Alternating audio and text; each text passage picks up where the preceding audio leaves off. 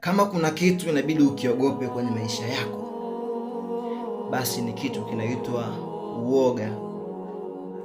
Uoga umpelekea mtu kwenye utumwa, tena utumwa wa milele.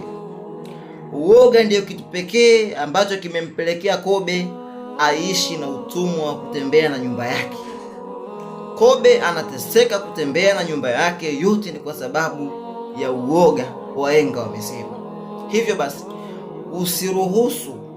usikaribishe uoga katika maisha yako, na wale wote ambao wanakutia hofu, wanakufanya uogope, nao pia waweke baidi na wewe, wakae mbali kabisa. Kwa sababu kuna baadhi ya watu, kwa lugha isiyofaa, mijitu imekata tamaa katika maisha, ishavuruga maisha yao katika zama zao. Hivyo wao kazi yao kubwa ni kukatisha watu tamaa. Yaani kazi yao kubwa wao ni kukatisha tamaa, kwamba hawezi kusamehewa, hawezi kufanikiwa, hawezi kufika mbali. Wewe uliona wapi wewe? Uliona wapi Mwafrika kafika sehemu fulani?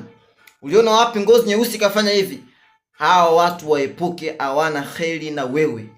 Kila kitu kitawezekanika, alimuhimu wakati upo, alimuhimu wasaa upo, na nia ipo, na akili na elimu pia nayo ipo. Basi utafanikiwa maadamu jambo una ujuzi nalo na una nia nalo. Kwa hiyo katika maisha yako jiepushe kukaa ama kushirikiana na watu ambao wenye tabia ya kutia uoga ama kukutia uoga katika kifua chako.